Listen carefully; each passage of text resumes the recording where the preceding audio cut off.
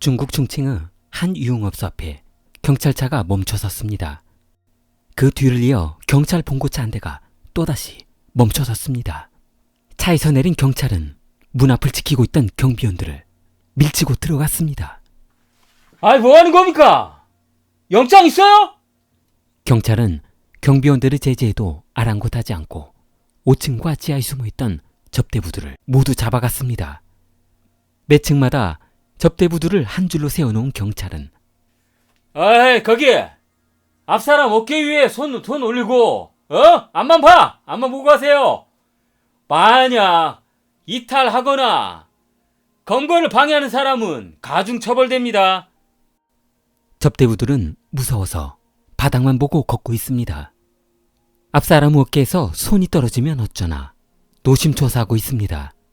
접대부들은 건물 밖으로 나오기 전 신분이 노출될까 두려워 스카프며 겉옷으로 얼굴을 가리느라 정신이 없었습니다. 한 줄로 늘어선 그녀들은 차례로 경찰 버스에 올라탔습니다. 버스는 한참을 달려 멈춰섰고 아가씨들은 순서대로 조사실로 들어갔습니다. 경찰은 접대부 아가씨 한 사람 한 사람씩 정밀하게 조사를 했습니다. 그곳에서 성접대 했습니까? 안 했습니까? 예? 그리고 화대는 얼마씩 받았어요? 조사받던 접대부는 입을 열지 않았습니다. 헤헤, 이거 말로 해서는 안 되겠구만. 아가씨, 협조 안 하면 형량이 늘어나서 영원히 못 나오는 수가 있어. 그리고 당신은 업주 대표가 왕찌지 맞지? 접대부 란양은 마침내 입을 열었습니다. 제가 무슨 몸을 팔았다 그래요. 그리고 거기는 그냥 차 마시는 데예요. 그리고 우리 대표님은 남자분이세요. 얼마 전에 출장 가셨어요. 경찰은 그녀의 소지품에서 아이디카드와 클럽에서 사용하는 것으로 보이는 VIP라고 써있는 출입증을 보며 물었습니다. 에이, 그 카드 무슨 카드예요? 에? 뭐 할 때 사용하는 겁니까? 그때 란양은 이거는 VIP 손님 방에만 들어갈 수 있는 출입증이에요. VIP? 아니, 찻집에 무슨 VIP실이 따로 있습니까? 그때 한쪽 구석에 있던 검은색 옷을 입은 건장한 사람이 테이블로 다가왔습니다.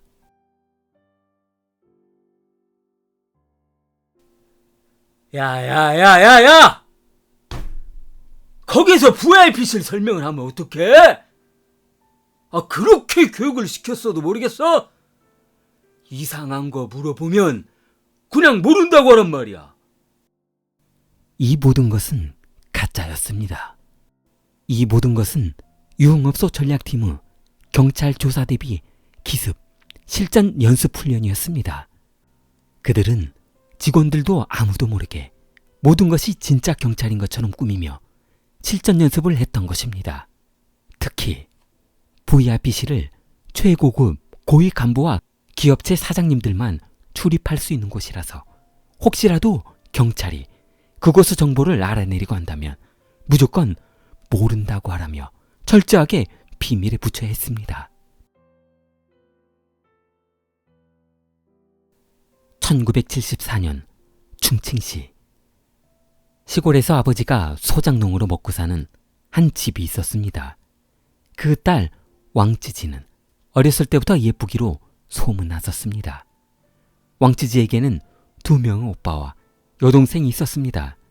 어릴 적부터 워낙 공부에는 소질이 없었던 터라 매일 학교에 가봐야 창밖만 바라보다 집에 돌아오는 경우가 허다했습니다. 그러던 어느 날 왕찌지는 다니던 고등학교를 그만두고 돈벌이를 해야겠다며 이곳저곳으로 일자리를 알아보고 다녔습니다. 그러다 보니 못된 친구들하고 어울리면서 자연스럽게 유흥의 길로 빠져들게 되었습니다. 그녀는 술집에 일자리를 알아보러 들어갔습니다. 얼굴이 워낙 예뻤던 그녀는 술집 마담의 한눈에 들었습니다. 곧바로 다음날 출근한 뒤 손님들의 술 시중을 들었습니다. 처음 해보는 돈벌이 치고는 수입이 상당히 좋았습니다. 얼마 후 왕찌지는 친동생에게 이 직업을 소개해 주었습니다.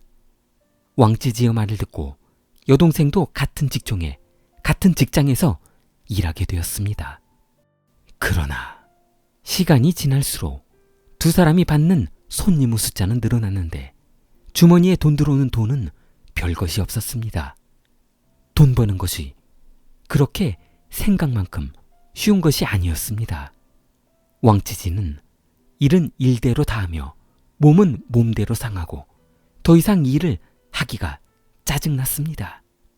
마담 언니와 사장의 주머니만 채워주는 꼭두가시 같은 존재라는 것을 알게 되었습니다.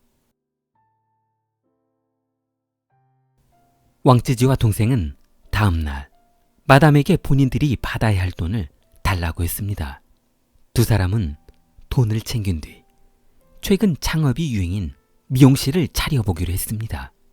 왕찌지는 충칭의 번화가에 미용실을 열었습니다. 그러나 미용 기술이 별로 좋지 않았던 두 사람의 미용실은 시간이 지날수록 장사가 안 되었습니다. 파리만 잡고 있었습니다. 직원들 월급도 못 주게 생겼습니다.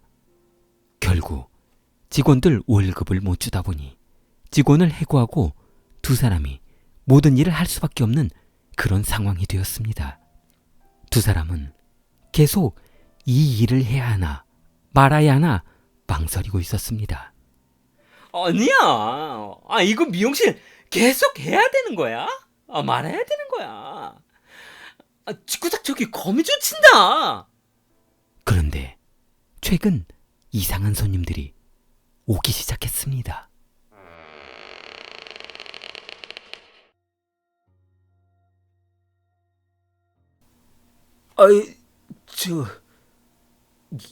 영업하시는 거 맞죠?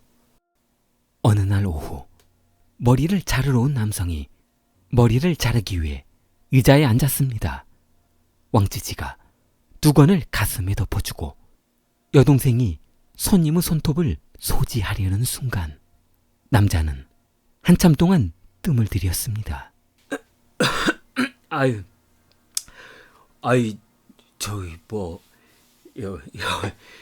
여기 색다른 건 없나요? 왕찌지는 손님의 머리카락에 스프레이를 뿌리던 중 색다른 거요? 색다른 거 뭐요? 발톱 깎아드려요? 남자는 능청스럽게 맞받아쳤습니다.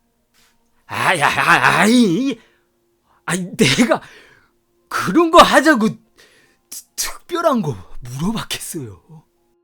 순간 왕찌지는 눈이 번쩍였습니다. 설마 했지만 왕찌지는 손님에게 다시 물어봤습니다.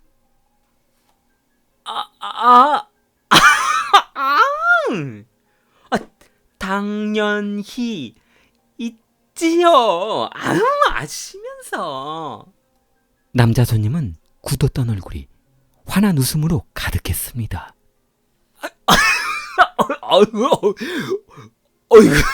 그럼 가격은?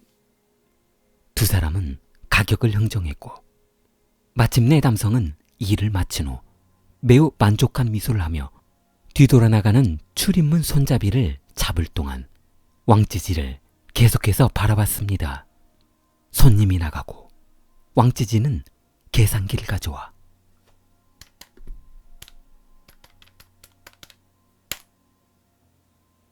계산기를 두드렸습니다. 그런 뒤 그녀는 전화기를 집어들었습니다. 아니, 요즘도 룸사롱 출근하고 있어? 좋은 사업 하나 있는데 여기로 출근할래? 돈은 6대4 어때?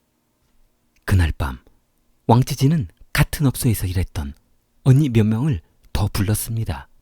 한 달 뒤 그녀의 미용실은 특별한 서비스를 받기 위해 문전성시를 이루었고 왕찌지는 더 이상 이곳 미용실 한 곳에서 손님을 소화할 수 없다고 판단했습니다.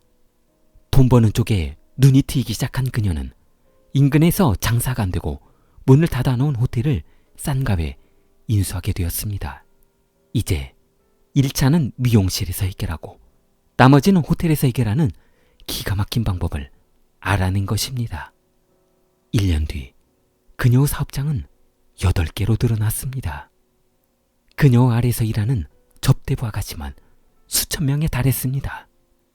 본인의 얼굴 바탕이 좋다 보니 본인을 보고 찾아온 손님들에게 친한 언니나 동생들을 엮어주었던 것입니다.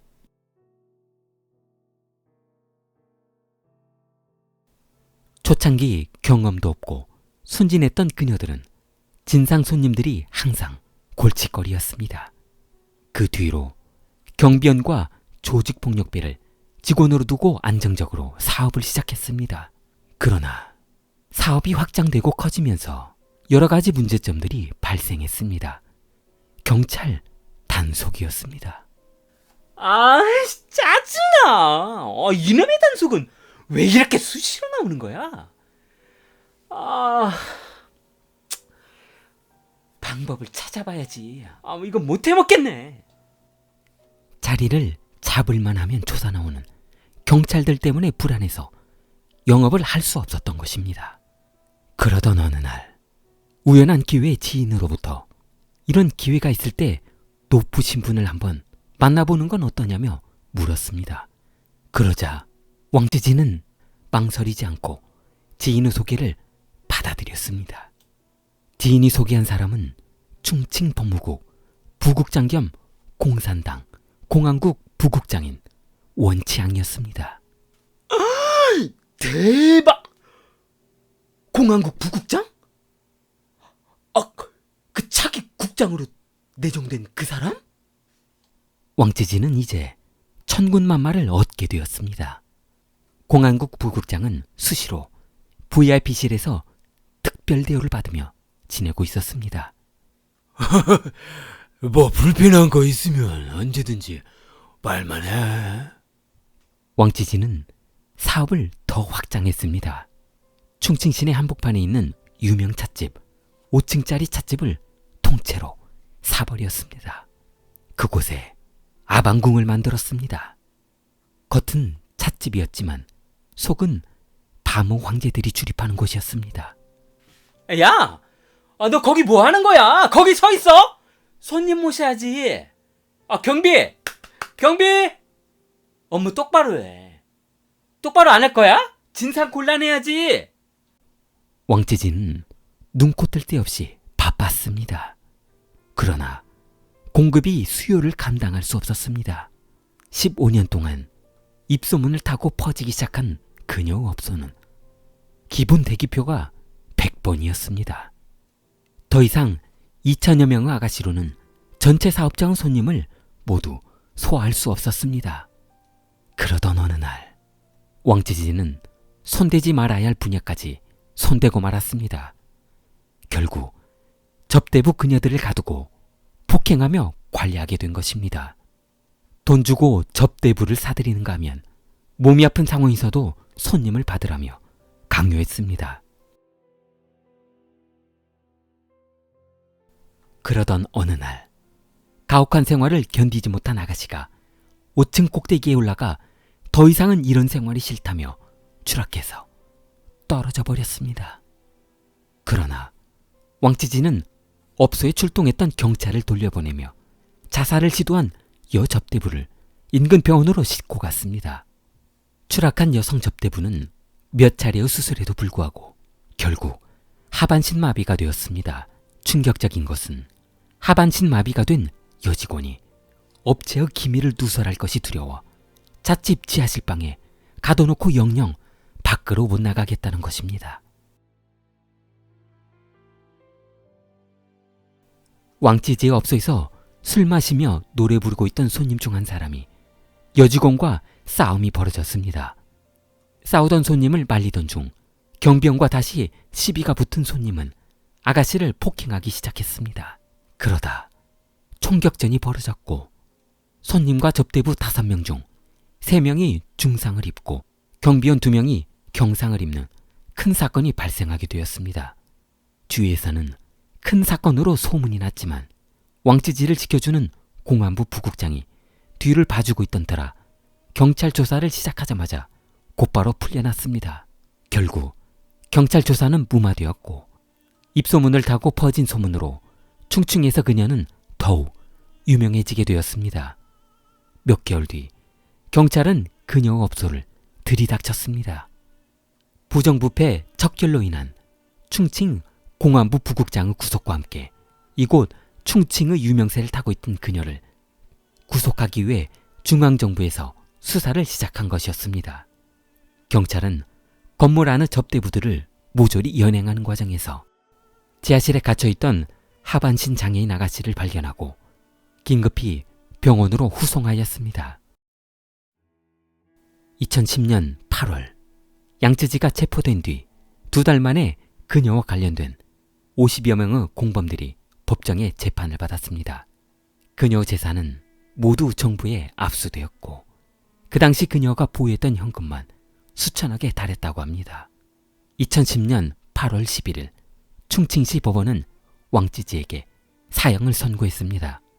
이는 중국 내에서 발생한 살인사건이 아닌 다른 사건으로 사형 판결을 받은 최초 여성이었다고 합니다. 2011년 12월 7일 그녀는 사형이 집행되었습니다. 동업자였던 그녀의 여동생은 종신형을 선고받았습니다. 나머지 21명은 징역형을 선고받았고 뇌물을 수수한 경찰관 4명은 징역 3년 6개월 그리고 징역 15년을 선고받았습니다. 그리고 공산당 부국장이었던 원칭에게는 사형을 선고했습니다. 1994년부터 2009년까지 무려 15년 동안 2천여 명이 넘는 접대부를 거느리며 여왕벌처럼 지냈던 왕찌지는 허무한 인생을 뒤로하고 충칭시의 기억에서 잊혀져 갔습니다. 좋아요, 구독 부탁합니다. 킬리였습니다.